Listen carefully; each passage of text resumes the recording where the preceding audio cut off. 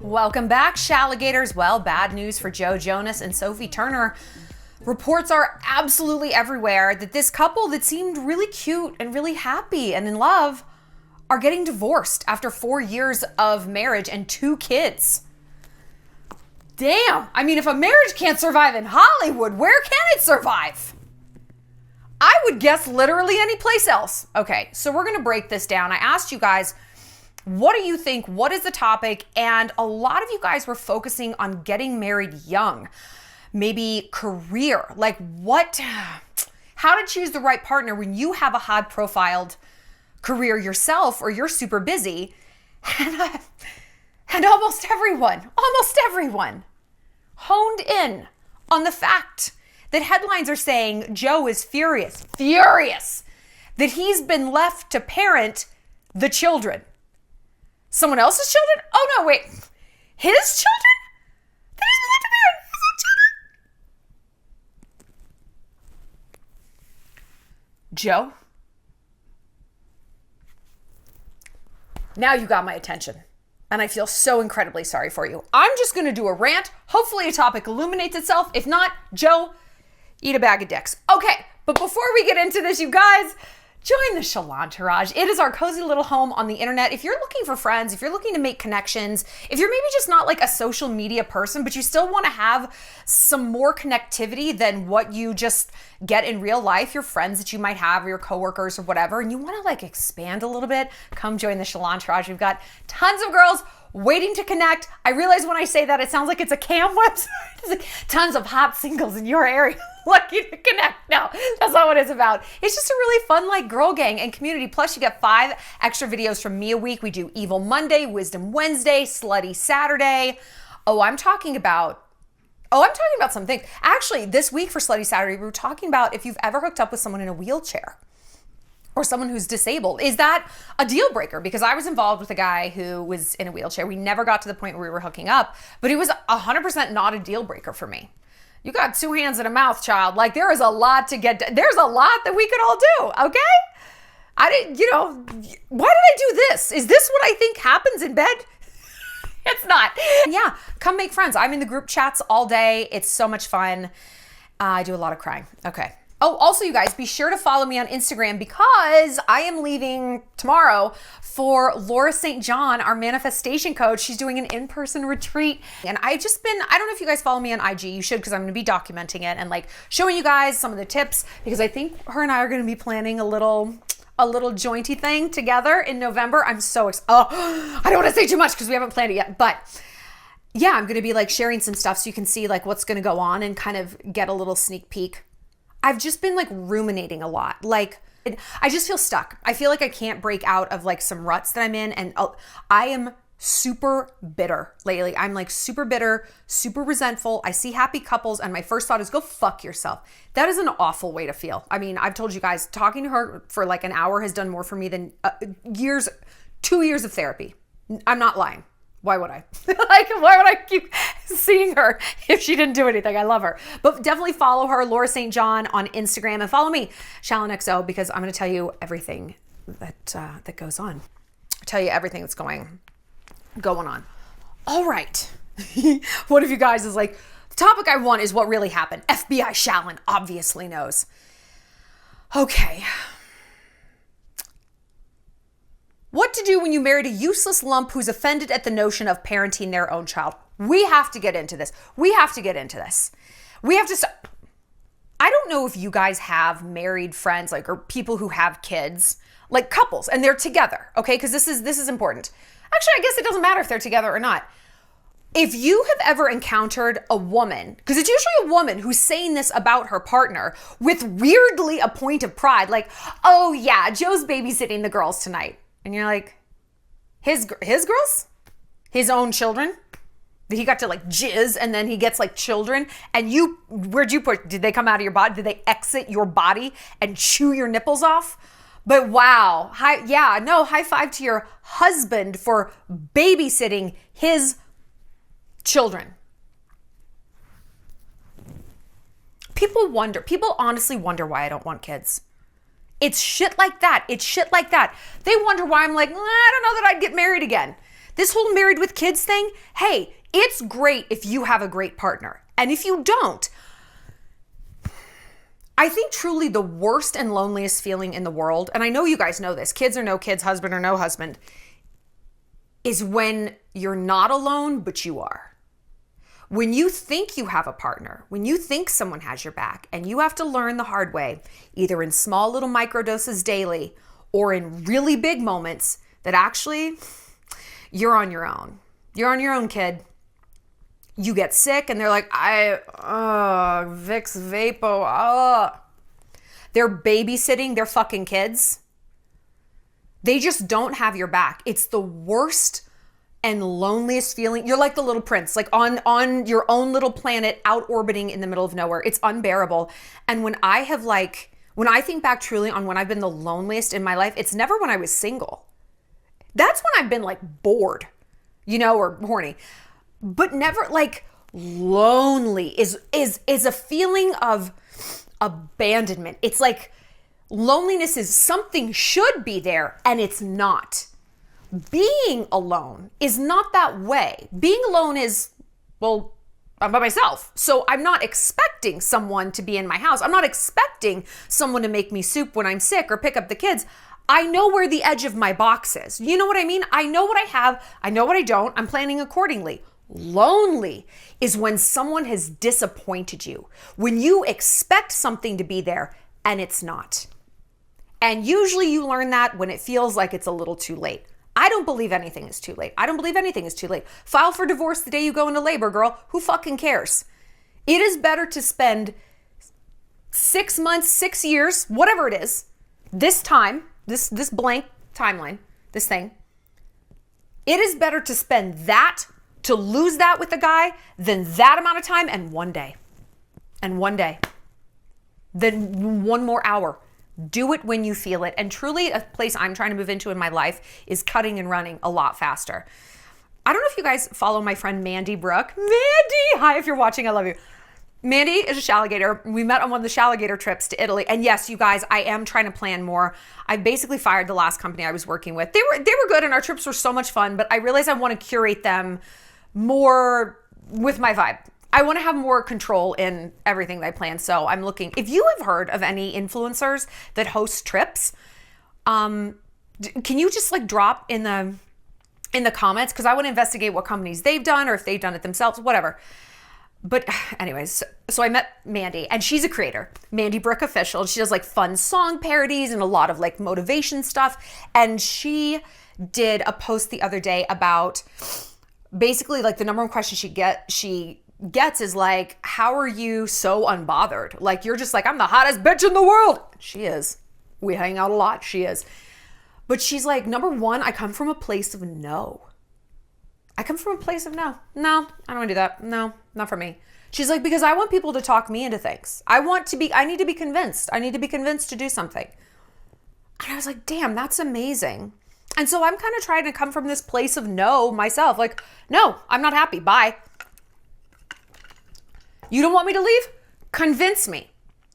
But the reason I think a lot of us don't do that is because on some level we know they're probably not going to try that hard to convince you. Are they? And that is the writing on the wall. That's the writing on the wall that you're just like, I don't want to read that. I know it's there. I know it's there. No, thank you. It's brutal. But we're getting a little in the weeds. Let's talk more about Joe and Sophie. All right. So yes, reports are that he's on tour with the Jonas Brothers, answering the question no one fucking asked. Do you know how many songs they sing in their concert? Guess how many songs are in their set list? 67. I think I read that right. 67. With a gun in my head, I was like, I can name a Jonas Brothers song. I can. And they were all One Direction songs. Everything I came up with was a One Direction song. It's like, shoot. I think I was just like a year or two older. Like I missed the Jonas wave. That was just like not my vibe. I was already like ultra emo. Anyway. So they're on tour and the media is like, oh, she hasn't come to like all these shows.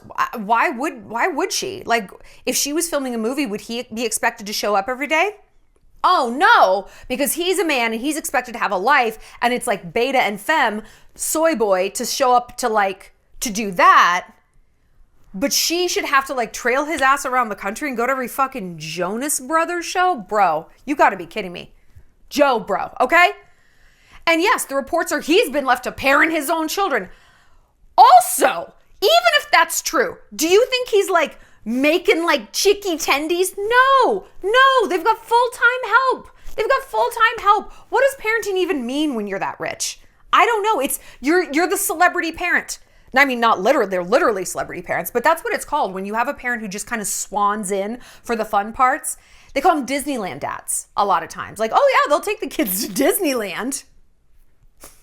But it's mom who's like wiping the butts and packing the lunches and meeting with the teachers and coordinating the gluten-free shit. Like, it's mom who is doing this. And dad's like, oh, Disney? Oh, I got this. Oh, I fucking bet you do, Gordon. Thanks for nothing.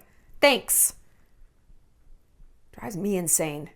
And you know, I'm a bit of a skeptic when it comes to celebrity news, even though I do what I do. I'm always like, I'm sure they're okay. I think I'm just kind of a romantic. I'm like, no, they're not getting divorced. But a lot of different sources are coming out of a lot of different woodworks. Apparently, Joe has looked at divorce lawyers and retained one in LA. He wasn't wearing his wedding ring for a long time, but now it's like back on. He might be trying to just like stop the bleeding, you know, in terms of the news. I honestly don't think it's weird if people don't wear their wedding ring, especially if you're a celebrity and like everyone knows you're married. You know what I mean? It's like, do you need to like have the ring to let everybody know? I don't think it's that weird. I know a lot of married people who don't wear their ring. It's like professional reasons, or like I wouldn't always wear mine because like I found myself taking it on and off to wash my hands. I'm like, dude, I'm gonna end up losing it. It's $100,000 ring. Like, no, it's beautiful. Sometimes I just wear it when I'm sad. It's very toxic. I'm so sorry. Don't tell my boyfriend. But here's probably the biggest sign that they are actually headed for divorce. Do you know what it is? They sold their house. Now, when I was an editor at Star, we had like reporters, and I never liked being a reporter. I like editing. I like writing. I don't like door knocking and being like, hey, you're getting a divorce. Like, that's just really not my vibe. But one thing reporters would do is they would always keep an eye on the real estate market. Always. It was almost never wrong that when a couple sells their house and hasn't immediately bought a new one, you know, like, well, they bought a new mansion or whatever. When they sell a property, when couples start selling property, it's all over but the shouting. It is a red flag. I also pioneered the unmistakable and unimpeachable red flag of vow renewals. When you see a couple, I hope this isn't true for regular people, but let me know if you know people who've done a vow renewal and then gotten divorced within a year. Let me know, because every celebrity who renews their vows gets divorced. It is, because it's like a Hail Mary. It's, we just need to reconnect. Bro, if you're renewing your vows, you've already been married a long time, you're overly connected. That's the problem. You're overly connected. You've heard every story. You pee with the door open. Nothing is funny. You don't want to fuck him anymore. You need to be less connected. Let's have a vow. Let's have a disavowal.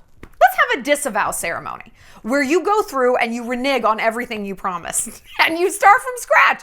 Like, I don't even know you anymore. You want me, you got to win me back. I'm going to move to Hawaii. I don't know. Come visit. See I don't know. Just try. Start from scratch. Clearly what people are doing, this like machine of marriage that we have, is a broken one.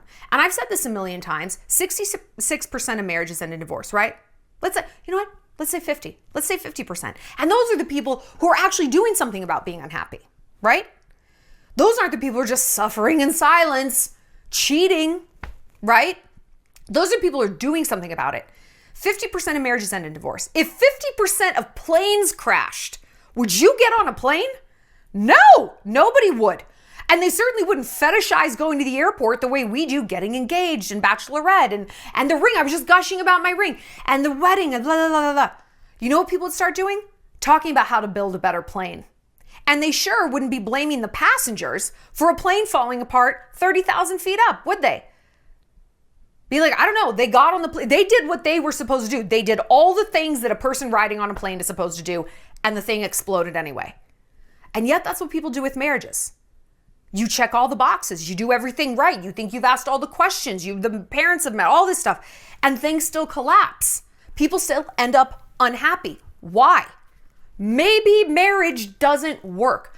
And I'm not saying for everybody. Clearly it does for some people. I know lots of happily married people.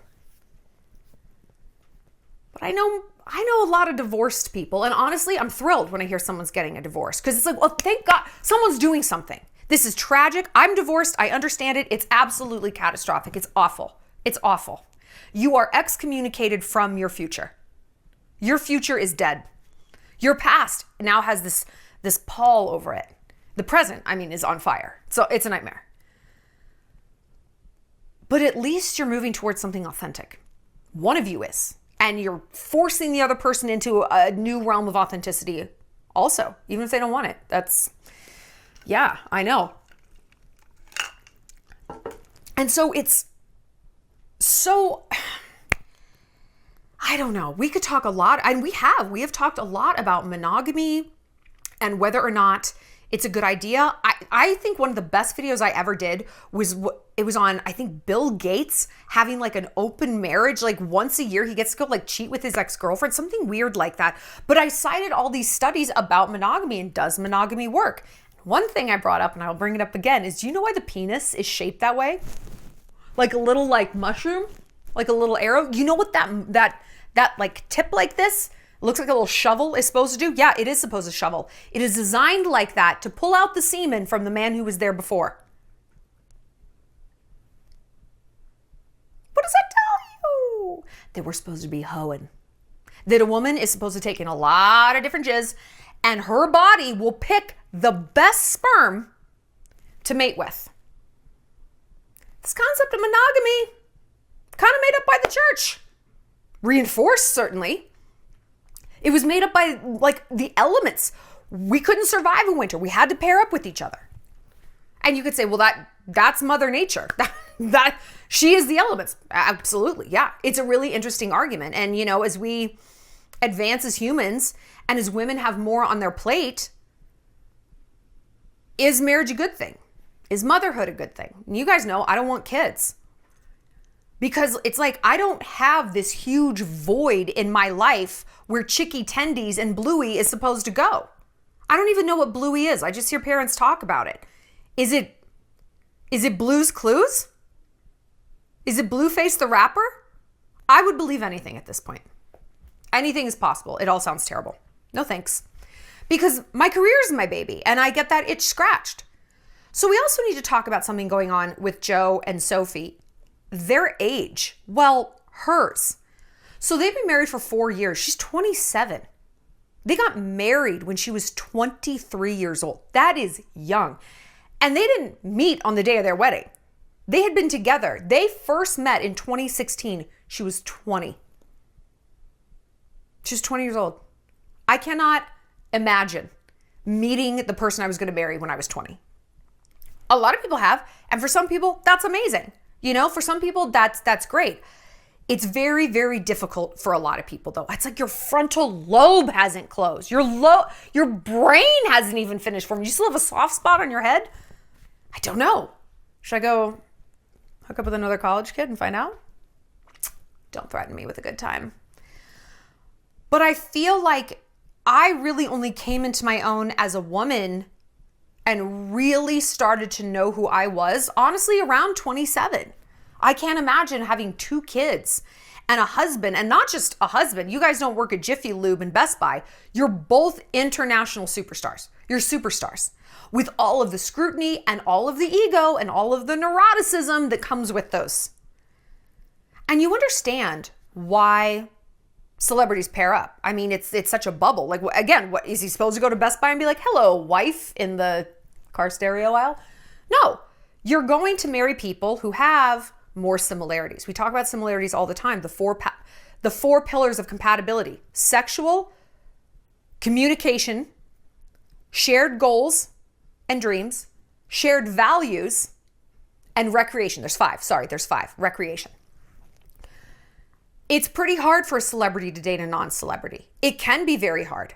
Is it actually maybe better? Like if you look at celebrity couples who have stood the test of time, do you see better compatibility when one of them is not famous? I actually do.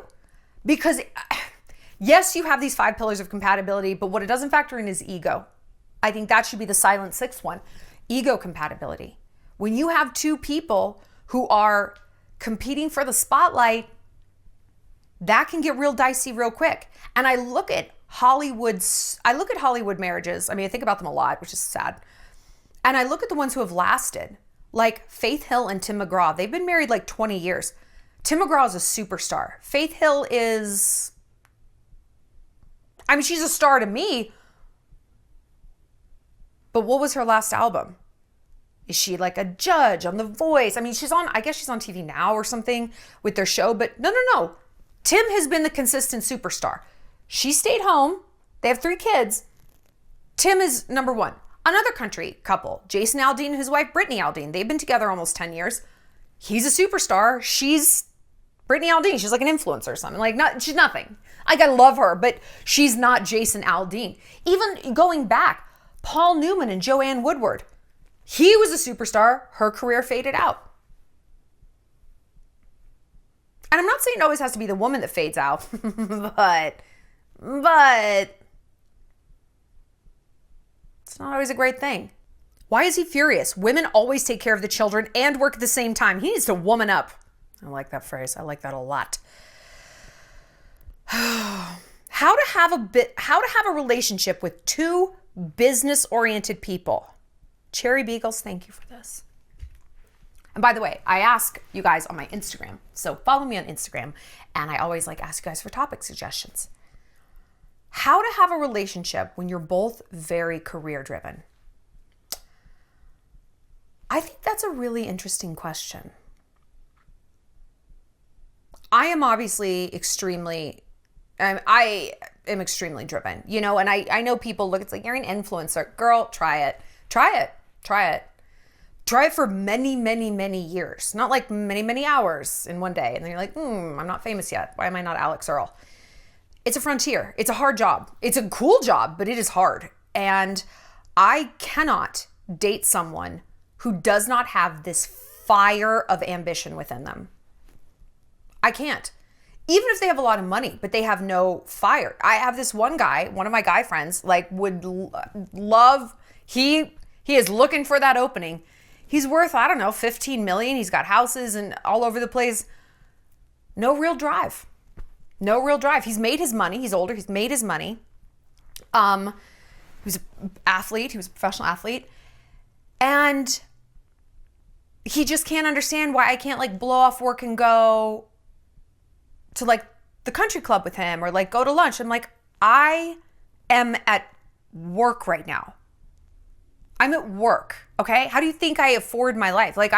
I'm busting my ass all the time. And I need someone who's doing the same. I had a guy on the other end. He worked in construction. And I was like, cool. 6 months from now, I don't know what I'm going to talk to you about at the dinner table. When I'm like, this brand deal and this hater and blah, blah, blah, blah, blah, blah. And he's like, I nailed 2 boards together. Because that's literally when I would ask him on date 2. I was like, so what? How was work? He's like, just swung a hammer. I'm like, cool. There's nothing wrong with doing that, but it is not compatible with me. It's not compatible with me. There was no fire. If he's like, I'm starting my own company and I'm moving my way up the ladder, fuck yes. Yes, okay. That's a different story. It's not about the industry you're in. It's not about how much money you make. It's about, for me, it's a little about how much money you make. But it's about can you match my drive? Because listen, all I'm asking for is what I'm giving. All I'm asking for is what I'm giving. And I know we as modern women are super driven. And that can be very, very, I'm just going to say it, off-putting for men. You know why? Because they don't understand where they fit in. Men can be just blunt instruments, right? And if they look at a woman and they're like, I don't know what I can contribute to her life, their analysis machine locks up. It's too confusing. Women are confusing for men when they do know what they can contribute. And that's why guys tend to gravitate towards women who are fucking messes, because they know how to save her. They know what they can do. Even if what they're doing is you want a woman whose light bill you have to pay.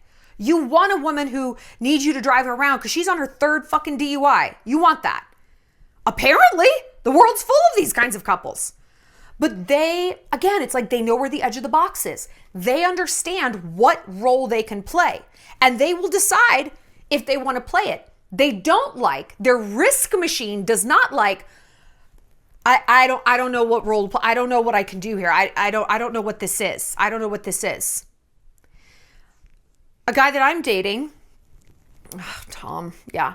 I recently had a lot of threats on my life, a lot. And like very recently. And it kind of brought us back together because he could see how to help. AR-15, 12 gauge shotgun, 10 millimeter. He could see. Staying up all night pacing around my house. Like there was a hole for him to fill. That came out sexual, didn't mean it that way. But do you know what I mean?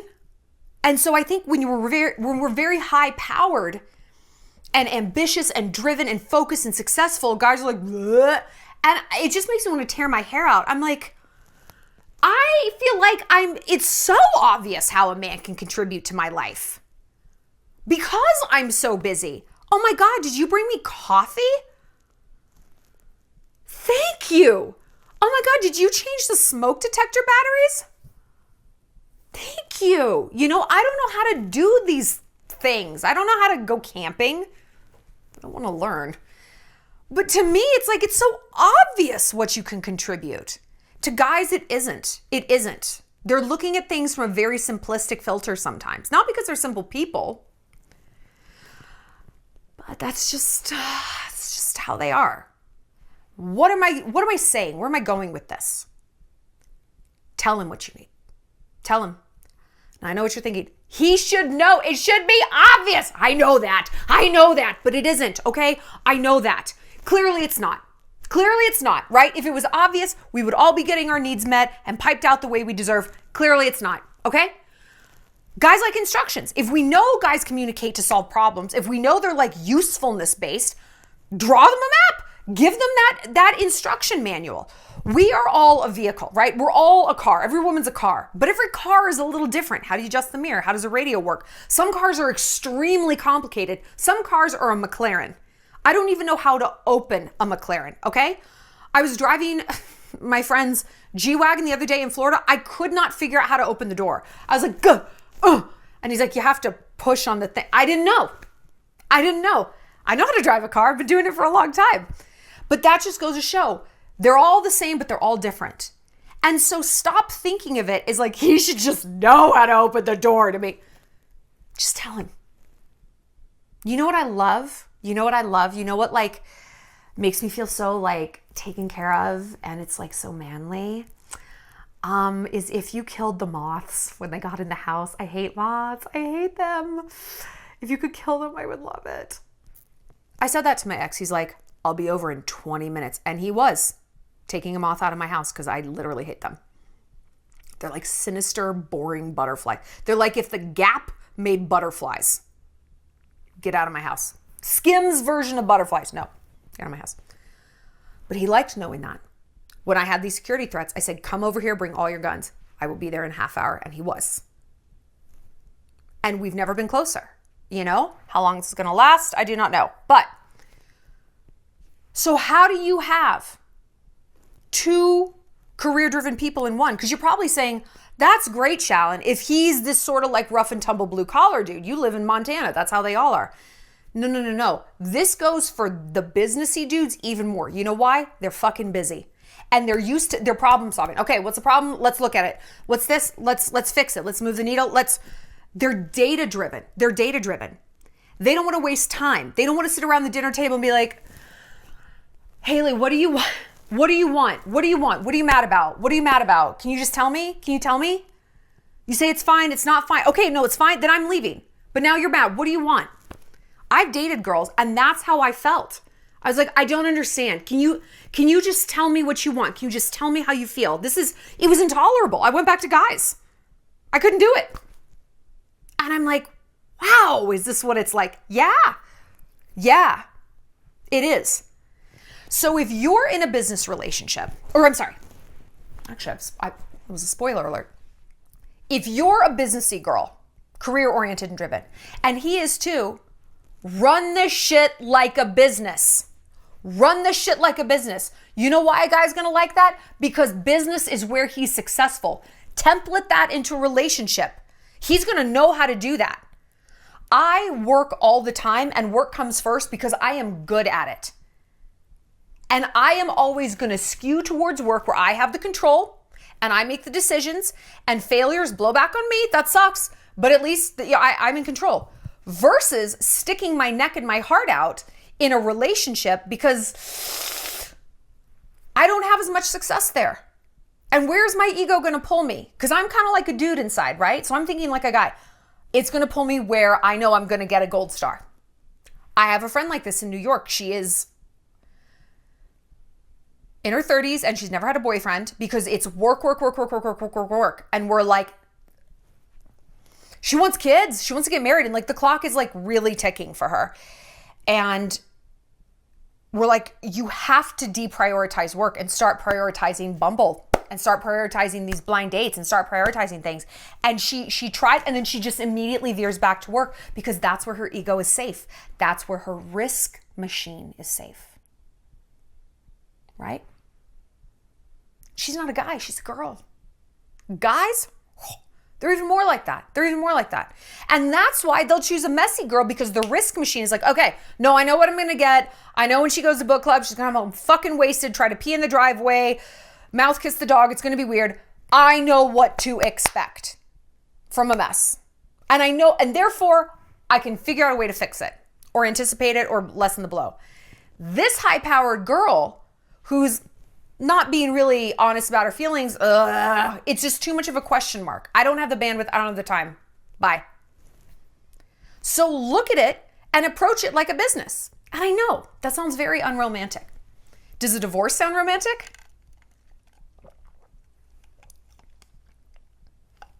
Does a divorce sound romantic? Does a breakup? Exactly. Does not getting what you want sound romantic? No.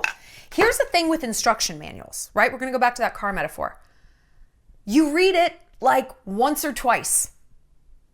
And then you're like, I got it. Do you have instruction manuals just sitting out all over? No, they're in that one drawer in the kitchen, right? All overflowing. Just in case you forget how to use your fridge, you've got the instruction manual. But you read it once. For the parts you're like, wait, how do I set the clock? Okay. And then no one ever has to tell you again, unless you're real dumb. Same with dating. If you can sit a guy down at the beginning of your relationship, and it doesn't have to be like, here's the spreadsheet. It can be funny. Be like, okay. And you can use this metaphor. Be like, this amazing YouTuber, she's got great hair and amazing tits. She was saying that like people are like cars. We each have our own instruction manual.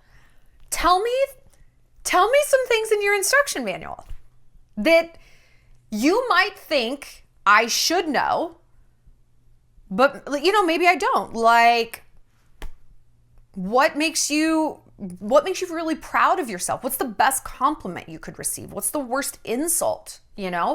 Just start having these conversations and tell it back. Hey, here's what's in my instruction manual. I love good morning, beautiful. I love those texts. I love them. It starts my day off right. We don't have to text all day, but I'm like, he's thinking of me first thing in the morning when he's got a boner. Yay. And I'm happy all day long, right? Why don't we want to have these conversations? This goes back to the writing on the wall, because we're afraid people aren't listening. Girl, if he's not listening, don't you want to know? Not really, Shallon. I actually don't. I actually don't want to know, because there's just enough that's good that I feel like I don't want to throw this away. All right. If this is a just enough relationship, cool. Then don't ask yourself why you're never actually really happy. Why you actually don't really have a partner. And it touches back to that loneliness we were talking about, right? Don't ask yourself. You're complicit here. You're your own co-conspirator. Because you won't have these conversations. You won't read the writing on the wall. And I think you'd be surprised. I think guys want to know what's expected of them. Because then they, as a man, because guys love to feel like everything's their idea, right? They can be like, you're fucking crazy. Okay. Or they'll be like, I can send you a good morning. That makes you feel good? Okay. That's going to get you all like horny for tonight? Yeah, baby, it will. Oh. All right. Yeah. Run it like a business. Nobody goes to work. Nobody goes to a job and they're like, hey, you know, it's my first day, so what can I do? And the boss is like, I don't know. I just feel like you should like know what you're supposed to do. You know, I just feel like if you like actually wanted to work here, like you should just like know. I mean, I had to like tell you. How long do you think that company would last? No, they're like, it's this. Here's a fucking folder of everything you're supposed to do. It's written on the wall. We remind you in meetings. You are gonna know all the time. We're gonna check back in with you. You're gonna get a grade, a review, a pay bump, whatever. And yet, when we think of dating, it's like it all has to be this mystical mind connection. It's like Avatar when we're holding our hair up, vibing with some weird plant. That's what we think. That's what we think. And that's how we act. Even if it's not what we think, that's how we act. Because we don't want to read that writing on the wall, because we don't think we're good enough on our own. We are better than good enough on our own. Because again, we're equating alone and single. We are telling ourselves that's the same thing as lonely. When we're left hanging out to dry by our partner, it is not the same thing. It is not the same thing. I can tell you, proof positive, the worst times in my life are never when I'm single. Never. It's when my partner isn't. It's when my man throws me to the wolves. It's when I lay my head down, not quite knowing what's going on. Not quite trusting that he's going to follow through, or he's going to get me a birthday present, or he's going to text me back in the way that I want. That's not a lot of fun, right? Why do we have to be so afraid to let a situation like that go? I don't want to be alone. You are alone. You're worse than alone. And so if we can shift into this more business mindset, and listen, it's great to have these conversations up front. Have them today. Be like, let's do an audit of this relationship. You know, guys will click into this. If you sit down and you're like, can we talk about our feeling? Get a pumpkin spice latte, go full basic bitch, like swirl it around, hold it in your hands like this. Smell it. I just want to talk about my feelings. Light the scented candle. He's going to try to scratch his own eyes out. Because feelings are like, it's like, let's try to talk about the wind and put our arms around it. Like, they don't make any sense. They're endless. They're endlessly shifting. They come out of nowhere. They disappear. It's the wind. But if you're like, let's do an audit. Let's go down the 5 pillars of compatibility. Okay? Sexual, recreation, goals and dreams, shared beliefs, communication. Let's go through one of these at a time and ask ourselves, and let's really have a conversation. Hey, what's your metric here? Are we hitting it? I think a guy would be fine with that. You can't give someone an A if there's no grading system, right? If there's no answer key, how do you know that their answer is right or wrong? And I know emotions, there's a ton of shades of gray and whatever, but are you even trying to form a grading system? Are you even trying to have an answer key of, this is what makes me happy. This is what really hurts my feelings. This is communication I'm not thrilled with, but it's okay. And this is communication that butts up against all my boundaries and hurtfulness. These seem like radical conversations to have, but I guarantee you, people in successful relationships are doing just that. So that's how you kind of talk about feelings as career-driven people. The next thing you want to do is get down to logistics, division of labor. Unsuccessful businesses have one thing in common. No one knows what the fuck their job duties are. And everyone's kind of overlapped.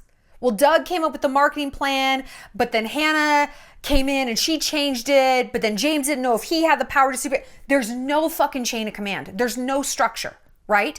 And you don't want a chain of command like it's the US Army, like in your relationship where it's like he's in charge and he supersedes you and da-da-da. Some people do have a relationship like that. They do have like a submission and domination, whatever. I mean, there's a time and a place for that, but do you have a division of labor? How do you divide up the chores? One of my friends, she's been married for over 10 years. She literally just had this conversation with her husband, like over text. They couldn't even do it in person, over text. And she's like, I am not a fucking maid. You need to clean up after dinner if I'm cooking. And he's like, oh, like they've never had this conversation. Sit down and be like, what do you hate doing around the house? What do you hate doing? Because again, this is the instruction manual thing. I assume everyone hates the same chores that I do. No, not at all. I hate cleaning a shower. I won't clean a shower. I will clean 10 toilets before I clean a shower. I hate it.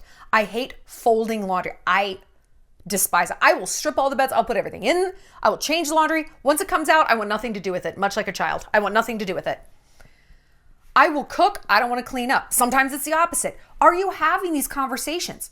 People who run successful businesses, you know what the CFO does. You know what the marketing director does. No one's like, LOL, JK, IDK. They know what's expected of them. And so they leave work every day feeling a sense of satisfaction. I checked off all the boxes. I got all these reports done. I oversaw this and that. And then they come home to the wind. And so where do they want to gravitate towards? A place where they're getting graded. We are all children waiting for a gold star from teacher. I mean, we're conditioned that way. It's very effective. 22 years of our life was spent trying to get a good grade. Well, this is what's expected. Okay, let me do it. And then we get into our personal lives. It's like, it's the wind. It's the wind. So shift back into our conditioning. School, business. Here's what's expected of you. Tell me what's expected of me. And let's negotiate. If I'm like, I am not doing that. I hate that. How can you get that thing done if it really needs to be done? How can you craft that into a relationship? You know, how? Is it even important? Is it even important to be done? Can you outsource it? Can you get someone else to help out? Can you take turns? You can probably reach more of a compromise than you think. The problem is actually, you're not even trying. You're not even talking about it. There's instruction manuals, they're just sitting there and no one's reading them. It is not impossible to have a relationship full of two very driven people, but it requires, like running a very successful business together, a constant check-in. Let's look at the finances. Let's look at output. Let's look at customer data. People who don't want to look at these things, their businesses don't last.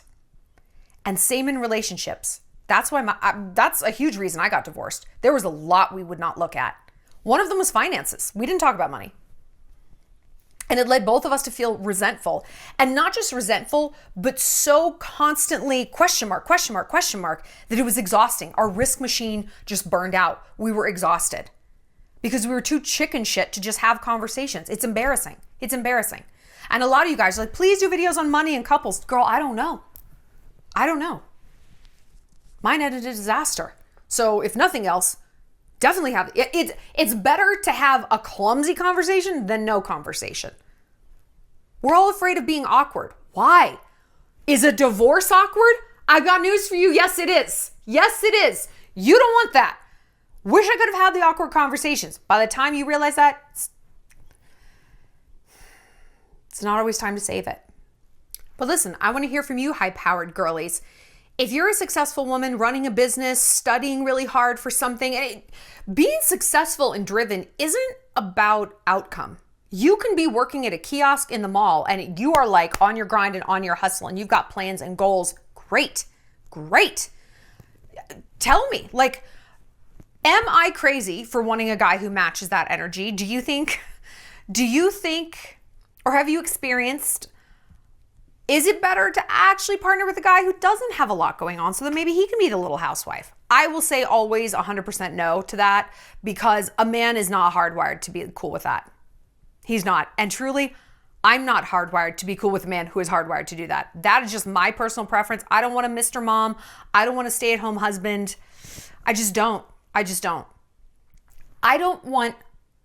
this sounds so bad. I don't want friends who aren't driven, because it's like then you will fundamentally not understand my priorities. You're always going to feel slighted, when I'm like, I have to work. It's fucking Labor Day. Like, it's American Labor Day. No one is working day. I am. It's because the Jonas Brothers are making me. But like, I don't have overlap in that. And some people I know who are career girls, and they've got, they're moving through corporate America or whatever. They have a high-powered title, are, to me, when it comes down to it, less driven than some stay-at-home moms I know. It isn't about what it looks like on paper. It's about something inside of you. One of my stay-at-home mom friends, she is like into the kids. Like, I mean, she has her own little business also, but she's like learning and growing and looking at studies and this and that. And I mean, she is hella driven. And one of my friends, she's a director at her company. She's like, I really couldn't fucking care less. And so I try to talk to her about like my like grind as an influencer, and she's proud of me, but she can't. She's like, you want to get up and work? I'm like, yes. But my mom friend, she's like, oh yeah, fuck yeah. I'm going to parent the hell out of today. So don't judge a book by its cover, I guess, always. Or should you? What do you guys think? If you are a high-powered boss bitch, who do you date? Do you find that you do better with a guy who is similarly driven? And how have you negotiated and navigated your relationship? Do you run it a little bit like a business? A little bit. A little businessiness can go a very long way. You still got to add in the love and the cuddles and the laughter and the blowjobs and all this stuff. But I think a division of labor and sharing that sort of emotional instruction manual it seems unfeminine and it seems unromantic. But if you can have these conversations maybe just a few times, like we said, read the instruction manual. You're not reading it constantly about the goddamn kitchen garbage disposal. Then you can carve that into the company's mission statement, your relationship's mission statement, and go. And then check back again. But minus the resentment of, you don't understand what I need. You don't appreciate my efforts. It's all about just communication. What do you guys think is going on with Joe and Sophie? Do you think they're going to end up divorced? Like I said, the number one, selling that house. They sold their house in Miami. I'm not a betting woman, but if I was, expect an announcement. All right, Shalligators, I will see you later. I am actually going on Laura St. John's mindset retreat in 2 days out. No, I leave tomorrow. Starts Wednesday. Out in Malibu. I am so excited. I'm so ready to shift. I just feel so incredibly stuck lately. Just in like my mindset and resentment and stuff, like I was saying. So follow along on my Instagram. I'm going to be documenting it and sharing some tips. And I think her and I are going to be planning one together for November. So I would love to see you guys there. But yeah, come get a sneak preview on my IG, ShallonXO. I'll see you later, Shalligators.